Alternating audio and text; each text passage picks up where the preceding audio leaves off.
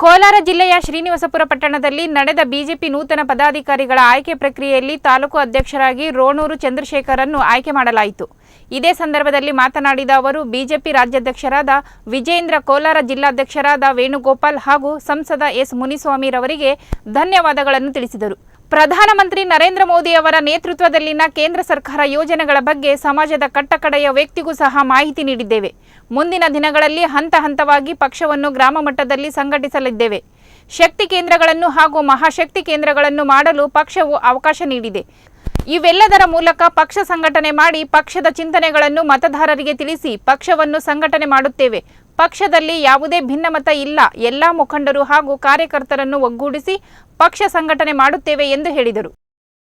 ವಿನಂತಿಸಿಕೊಳ್ತಾ ಇರೋದೇನೆಂದರೆ, ನಮ್ಮ ಪಕ್ಷ ಒಳ್ಳೆಯ ಸಂಘಟನೆ ಆಗಬೇಕು, ಒಳ್ಳೆಯ ಒಂದು ಮಾರ್ಗದರ್ಶನ ಶ್ರೀನಿವಾಸಪುರದಲ್ಲಿ ಬಿಜೆಪಿ ಬೆಳಿಬೇಕು, ಮೋದಿಯವರ ಮಾರ್ಗದರ್ಶನ ಚೆನ್ನಾಗಿ ಆಗಬೇಕು ಅನ್ನೋ ಒಂದು ಹಠದಿಂದ ನಮ್ಮ ಎಲ್ಲ ಹಿರಿಯರು ಅವರ ಒಂದು ಯಾವ ರೀತಿಯಾಗಿ ಇಲ್ಲಿ ಕಾರ್ಯನಿರ್ವಹಿಸ್ತಾ ಇದನ್ನು ಗಮನಿಸ್ಕೊಂಡು ಎಲ್ಲರೂ ಸೇರಿ ನನಗೆ ಒಂದು ಪದವಿಯನ್ನು ನೀಡಿದ್ದಾರೆ. ಆ ಜವಾಬ್ದಾರಿಯನ್ನು ನಾನು ವೈಯಕ್ತಿಕವಾಗಿ ನನ್ನ ಸ್ವಂತ ಕೆಲಸಕ್ಕಿಂತ ಹೆಚ್ಚಿನ ರೀತಿಯಾಗಿ ಉಪಯೋಗಿಸ್ಕೊಂಡು ಪಕ್ಷ ಸಂಘಟನೆ ಮಾಡ್ತೀನಿ ಅಂತ ಹೇಳ್ತಾ, ನನ್ನ ಎಲ್ಲ ಇಲ್ಲಿಗೆ ಬಂದಿರತಕ್ಕಂಥ ಎಲ್ಲ ನನ್ನ ಪಕ್ಷದ ಮುಖಂಡರುಗಳು ನನ್ನ ಜೊತೆಗಿದ್ದು ನನ್ನನ್ನು ಹೆಗಲು ಕೊಟ್ಟು ಪಕ್ಷ ಸಂಘಟನೆ ಮಾಡೋಣ ಅನ್ನೋದನ್ನು ತಿಳಿಸ್ಕೊಟ್ಟಿದ್ದಾರೆ. ಮೊದಲಿಗೆ ನಮ್ಮ ಜಿಲ್ಲೆಯ ಅಧ್ಯಕ್ಷರಾದಂಥ ನಮ್ಮ ಡಾಕ್ಟರ್ ವೇಣುಗೋಪಾಲ್ರವರು ನಮಗೆ ಸಹಕಾರ ಕೊಡ್ತಾ ಇದ್ದಾರೆ.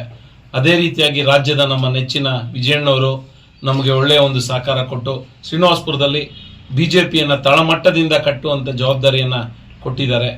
ಆ ಒಂದು ಜವಾಬ್ದಾರಿಯೊಂದಿಗೆ ಪಕ್ಷವನ್ನು ಸಂಘಟನೆ ಮಾಡ್ತೀನಿ.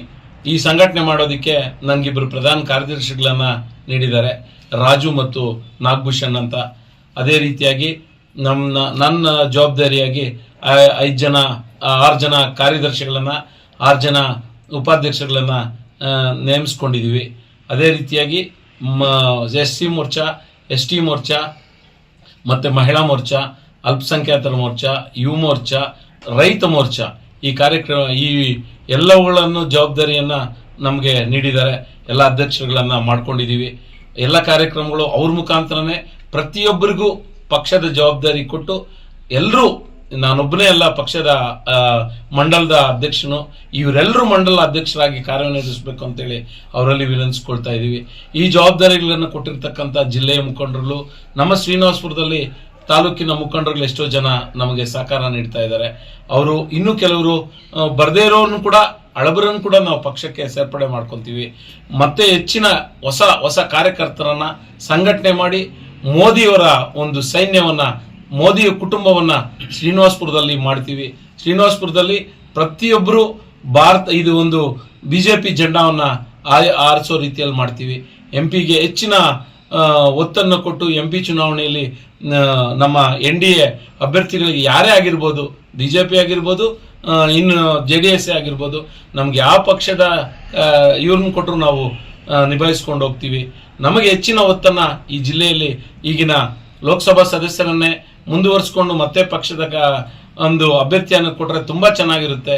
ಯಾಕೆಂದ್ರೆ ನಮ್ಮ ತಾಲೂಕಿನಲ್ಲಿ ಸುಮಾರು 12-13 ಸಾವಿರ ಎಕರೆ ಮಾವಿನ ಮರಗಳನ್ನ ಕಟ್ ಮಾಡ್ತಾ ಇದ್ರು. ಆಗ ಯಾರೂ ಬರಲಿಲ್ಲ. ಅವರು ಬಂದು ನಮ್ಮ ರೈತರ ಪರವಾಗಿ ಬೆನ್ನೆಲುಬಾಗಿ ನಿಂತು ರೈತರಿಗೋಸ್ಕರ ಒಳ್ಳೆಯ ಒಂದು ಕೆಲಸವನ್ನು ಮಾಡಿಕೊಟ್ಟಿದ್ದಾರೆ. ಆದ್ರಿಂದ ನಾವು ಶ್ರೀನಿವಾಸಪುರ ತಾಲೂಕಿನ ರೈತರು ಅವ್ರಿಗೆ ಚಿರಋಣಿಗಳಾಗಿರ್ತೀವಿ.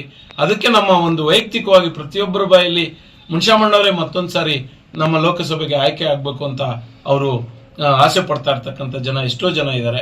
ಅದೇ ರೀತಿಯಾಗಿ ಪ್ರತಿ ವಿಷಯದಲ್ಲಿ, ಪ್ರತಿ ಒಂದು ವಿಷಯವನ್ನ ನಮ್ಮ ವಿಕಸಿತ ಭಾರತದ ಮುಖಾಂತರವಾಗಿ ನಾವು ಪ್ರತಿ ಪಂಚಾಯಿತಿಯಲ್ಲಿ ಮುಟ್ಟುವ ರೀತಿಯಲ್ಲಿ ಜನರಿಗೆ ನಮ್ಮ ಮೋದಿ ಕಾರ್ಯಕ್ರಮಗಳನ್ನು ತಲುಪಿಸಿದ್ದೀವಿ. ಈ ಒಂದು ನಮ್ಮ ತಾಲೂಕಿನ 35 ಪಂಚಾಯಿತಿಗಳಲ್ಲಿ ಶ್ರೀನಿವಾಸಪುರ ಸೇರಿ ಎಲ್ಲ ಗ್ರಾಮಗಳಿಗೂ, ಎಲ್ಲ ಹಳ್ಳಿಗಳಿಗೂ ಮೋದಿಯವರ ಕಾರ್ಯಕ್ರಮಗಳನ್ನು ತಲುಪಿಸಿದ್ದೀವಿ.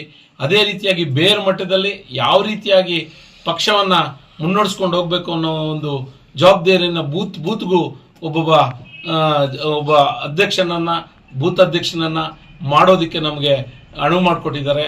ಶಕ್ತಿ ಕೇಂದ್ರಗಳನ್ನು ಮಾಡೋದಕ್ಕೆ ಅವಕಾಶ ಮಾಡಿಕೊಟ್ಟಿದ್ದಾರೆ. ಮಹಾಶಕ್ತಿ ಕೇಂದ್ರಗಳನ್ನು ಮಾಡೋದಕ್ಕೆ ಅವಕಾಶ ಮಾಡಿಕೊಟ್ಟಿದ್ದಾರೆ.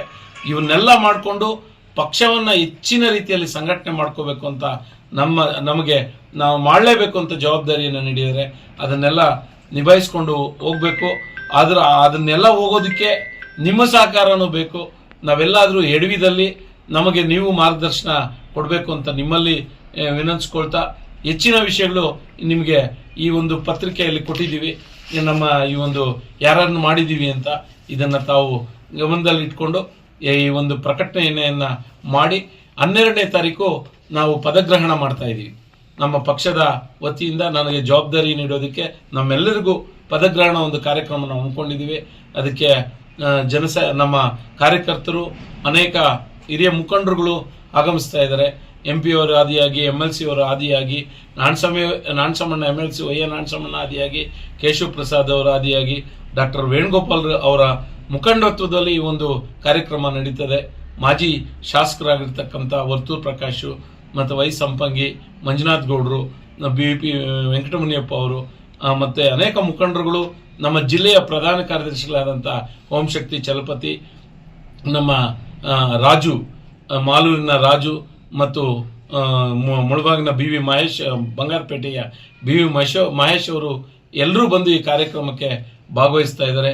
ಈ ಕಾರ್ಯಕ್ರಮವನ್ನು 12ನೇ ತಾರೀಕು ನಾವು ಕನಕ ಭವನದಲ್ಲಿ ಅದ್ದೂರಿಯಾಗಿ ಕಾರ್ಯಕ್ರಮವನ್ನು ಮಾಡಬೇಕು ಅಂತ ನಿಶ್ಚಯಪಟ್ಟು, ನಾವು ಭಾರತೀಯ ಜನತಾ ಪಕ್ಷವನ್ನು ಪ್ರತಿಯೊಬ್ಬರಿಗೂ ನಮ್ಮ ಪಕ್ಷದ ಯಾವ ರೀತಿಯಾಗಿ ಪಕ್ಷ ಸಂಘಟನೆ ಮಾಡಬೇಕು ಅಂತ ಹಿರಿಯ ಮುಖಂಡರುಗಳ ಮಾರ್ಗದರ್ಶನದಲ್ಲಿ ನಾವು ಹೆಚ್ಚಿನ ಒಂದು ಕೆಲಸಗಳನ್ನು ನಿರ್ವಹಿಸ್ಕೊಂಡು ಹೋಗ್ತೀವಿ. ಇಲ್ಲಿ ಆಗಮಿಸಿರ್ತಕ್ಕಂಥ ಎಲ್ಲ ಮುಖಂಡರುಗಳು ನಮಗೆ ಮಾರ್ಗದರ್ಶನವನ್ನು ಕೊಡ್ತಾ ಇದ್ದಾರೆ. ಅನೇಕ ಮಾಜಿ ತಾಲೂಕ್ ಪಂಚಾಯಿತಿ ಸದಸ್ಯರಿದ್ದಾರೆ, ZP ಸದಸ್ಯರು ಬಂದು ಪಕ್ಷವನ್ನು ಸೇರೋರು ಇದ್ದಾರೆ. ಅದನ್ನೆಲ್ಲ ಮುಂದೆ ನಾವು ಹಂತವಾಗಿ ಗ್ರಾಮ ಮಟ್ಟದಲ್ಲಿ ಪಕ್ಷವನ್ನು ಸಂಘಟಿಸ್ತೀವಿ. ಅದಕ್ಕೆ ನೀವು ನಮಗೆ ಸಹಕಾರ ನೀಡಬೇಕು ಅಂತೇಳಿ